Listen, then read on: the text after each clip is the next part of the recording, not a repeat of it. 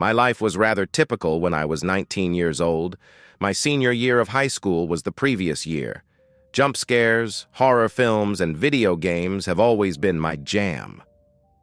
For the females who were interested in me or thought I was attractive, it gave the impression that I was tougher, which was a huge plus. In my mind, it was as if I had a superpower. Later on, I learned about sleep paralysis, a nightmare that occurs during rapid eye movement, REM, sleep. Contrarily, I had never before participated in a lucid dream. Megan, a friend of mine who had severe lucid dreaming, told me time and time again how things beyond her control might transform her dreams into either wonderful fantasies or horrible horrors. Even though Megan had asked me to come over after yet another evil experience with her sleep condition, I chose to disregard her because I was a light sleeper. I sat down on the stool she used for cosmetics or beside the window and started playing a phone game once I arrived and saw that she was sleeping comfortably again. It took me approximately 30 minutes to convince myself that Megan was sleeping and that it would be okay to go if I told her I was visiting as she had asked. However, out of nowhere, she roused and started shrieking, a peculiar and unsettling sound, nearly a mumble, that I couldn't identify. As soon as she widened her eyes, I raced over to comfort her. She started to shudder when I asked whether she was having a scary dream. I extended my hand to ease her tension, but the shaking just became worse. I wanted to know why she was quiet, so I asked her. I reasoned that it was probably just her so-called sleep paralysis acting up again. After I attempted to comfort her, she appeared to be okay again. A worried text message arrived soon after my return to my place, reading, "The hallucinations won't stop." The sender did not reply to my request for clarification. I opted to go back to her home alone after waiting for another half an hour or so. I arrived to see her front porch and the surrounding road signs lit up in red and blue. I ran up to her house desperately, trying to find out what happened. As I approached the house, I noticed Megan was speaking with one of the officers on the scene when I went up to talk to her. Megan and the officer walked me over to a more secluded area. What I found out still sends chills up my spine to this day. Apparently, when I had went over to Megan's that night, she wasn't asleep at all. She was pretending to be evidently right behind me, was a tall, skinny, homeless man hiding in her closet. The police had also found a very large kitchen knife on him as well. The theory to this day is Megan thought she was having an episode, when in reality this very real man was quietly creeping towards her in her bedroom. Supposedly, when I had entered her house, it was enough to spook the man into hiding, and my presence was enough to keep him hidden. This gave Megan the time to call 911 and report the situation, which in turn resulted in the police arriving almost immediately after I had left. Thankfully, the man was taken into custody. Rather quickly, to this day, I don't know what to think about that night, other than I could have very easily saved her life by keeping her company during what I thought was a very stressful situation, which in turn could have resulted in some very scary and heinous acts that would have taken place if I had been there any later. I hope I never experienced such a thing. That would be what finally trips my fear factor without a doubt. My older brother and I were fortunate enough to have our own bedrooms despite the circumstances. We lived in a small house, but for the three of us, and on our mom's dime alone, it wasn't terrible. I was maybe 7 or 8 years old when I went through a traumatic event that stuck with me forever. Our dad was a deadbeat and disappeared from our lives. Our mom worked 2 jobs to provide for us. On nights when she had to work, our grandma would usually stay at the house. Considering the circumstances, it wasn't terrible. The neighborhood where we resided wasn't particularly remarkable, but it was just another ordinary night. I can't remember if it was a school night or if it was a weekend. I don't remember any tiny details like that. But what I do remember is I was in the living room with my grandma. She was watching TV, and I was playing with Legos on my Lego table.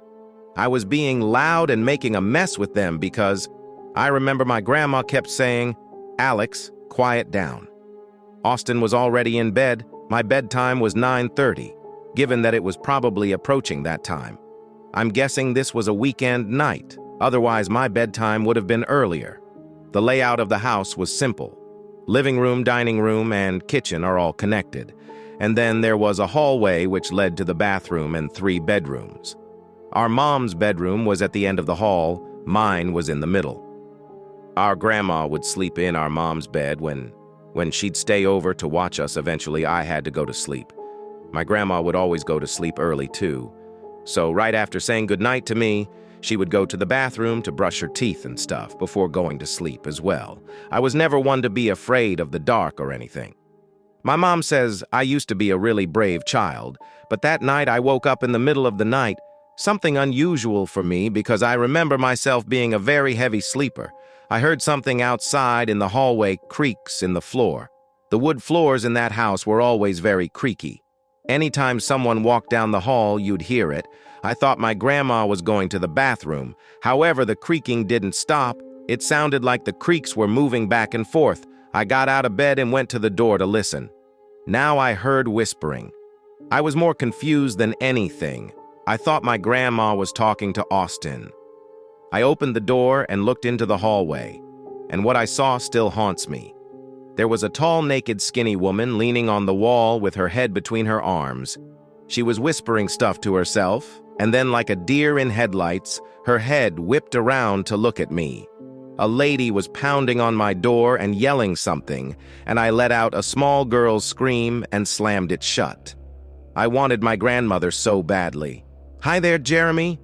As Jeremy opened the door, I let out a series of piercing screams, demanding my grandma's release. In the distance, I could make out her cries, which I took to be her telling the lady, "Get the Dios out of here." I wondered where Jeremy was. I'll never understand how my grandmother, who was in her mid-60s at the time, managed to hold off this insane lady while simultaneously calling the police. She shouted at me to keep my door shut and was surprisingly swift. The woman stormed out of the house, yelling, "Jeremy!" As soon as she locked the door, my grandma rushed in to comfort me and Austin, who had woken up and was crying from the commotion.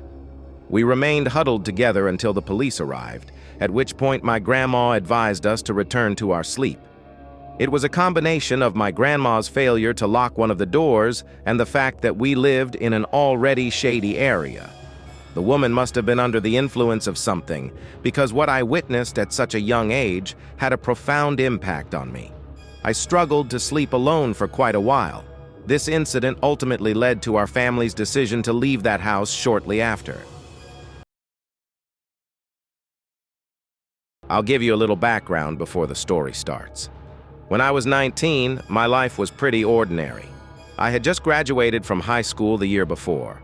I'd always had a thing for horror movies, video games, jump scares, you name it. I loved it because it made me look tougher to the girls I was interested in, or who were interested in me.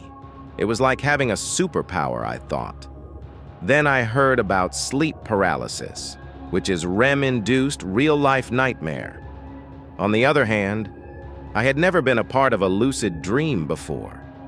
My friend Megan, who suffered from severe lucid dreaming, told me on multiple occasions how external stimuli could shape her dreams, turning them into blissful fantasies or terrifying nightmares.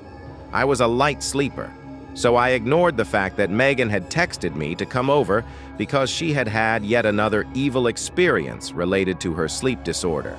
When I got there, I found her sleeping soundly again, so I sat down on the stool she used for her makeup or by the window and began playing a phone game.